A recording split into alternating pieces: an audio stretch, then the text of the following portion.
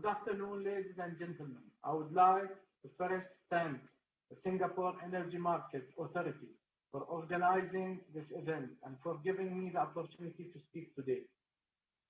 To my fellow participants and attendees, thank you all for taking part of today's event, especially given the COVID-19 context. In some way, this has brought us all closer together. I'm delighted to be participating in the Asia Clean Energy Summit and to be speaking with you all today. As a brief introduction, I'm the Executive Director at Masdar, and my responsibility is to drive Abu Dhabi's renewable energy company's growth and development, clean energy, worldwide. Masdar, Abu Dhabi Future Energy Company, is a company that was established by the Emirates of Abu Dhabi in 2006 to advance the development, adoption, and implementation of commercially viable solutions in renewable energy and sustainable real estate development. The main objective has always been commercial.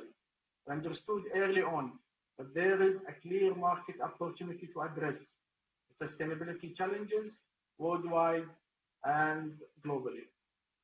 It is also our mandate to help maintaining the UAE's leadership in the global energy sector, while supporting the diversification of our country's economy, energy sources, both in terms of industry and geography. Our investment and development mandate has always had an international scope. And clearly, given our geographical proximity, historical ties, and absolute size of Asian market, investment in this region was always going to be a natural progression for Masdar. Today, Masdar's renewable energy projects are supporting communities in more than 30 countries around the world and in 5 different continents. We are active in the wind and solar power, sustainable mobility, and waste to energy. We are delivering a renewable energy portfolio with a gross power generation capacity of over 10 gigawatts. We are reducing the carbon emissions by more than 5.5 million tons per year. Our gross investments exceed $14 billion. Today, Masdar figures prominently as one of the leading companies worldwide in terms of renewable energy asset ownership.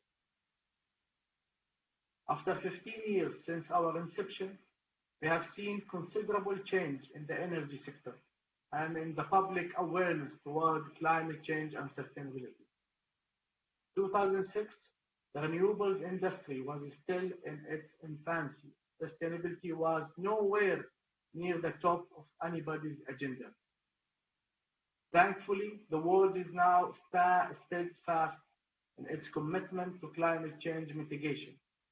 Renewables now have undeniable place in the energy mix. Much of this also because of the business and economic case for renewable today is self-evident. The shift to cleaner energy sources is accelerating as renewables are becoming increasingly more cost competitive. And Masdar has deployed a significant role in this process, having set a number of benchmarks for electricity tariffs and for new technical solutions that respond to specific energy needs of our clients. As renewables have become cheaper and more versatile, they have found their way into more solutions such as mobility, energy storage, and building infrastructure. They are also making other technologies more viable, such as hydrogen power.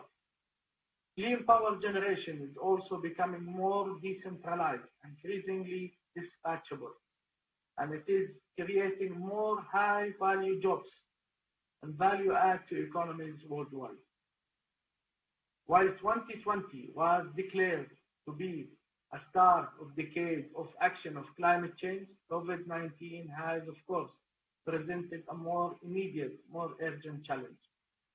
However, while COVID-19 has affected all economic sectors, including renewable energy, and has also impacted project development, the renewable energy sector is proving to be more resilient than other energy sources. The International Energy Agency has predicted that renewable electricity generation will increase almost by 5% this year. In the longer term, we fully expect the renewable sector to benefit as governments around the world invest in stimulus and recovery packages to get their economies back on track. Singapore, for instance, has allocated $5.9 billion to support transformation and growth, while South Korea also is investing billions in its Green New Deal, which includes an expansion of solar and wind capacity to reach more than 42 gigawatts by 2025. Despite the difficulties in 2020, I'm proud to say Masdar continued to invest in the Asia Pacific region. This month, we announced our second upcoming investment in the Australian waste-to-energy market, committing to a project in the state of Victoria. In January, at the Abu Dhabi Sustainability Week, we announced our first entry into this sector through the East Rockingham Waste-to-Energy project. The construction already started on this project. We also announced at Abu Dhabi Sustainability Week 2020 another very important project for us, one that marked both our entry into Southeast Asia market and into floating solar, a technology that we believe has significant potential in Southeast Asia. We signed a power purchase agreement with PLN, the state electricity company in Indonesia, for the first floating solar photovoltaic plant in the country.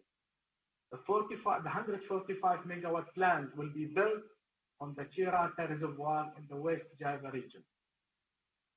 Indonesia is one of the largest energy users in the Asian region.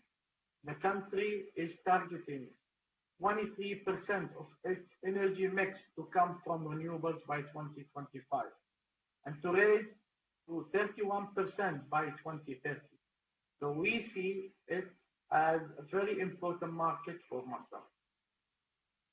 A number of other countries in the Asia region are also looking at floating solar PV plants. Going forward, we are looking to grow our floating solar portfolio significantly in this region. Indeed, Masdar has an ambitious program to deploy capital into renewable energy across the Asia Pacific region. And we see potential for solar, onshore and offshore wind, storage and waste to energy. Masdar looks for growth through platforms and joint venture, enabling us to work with local partners.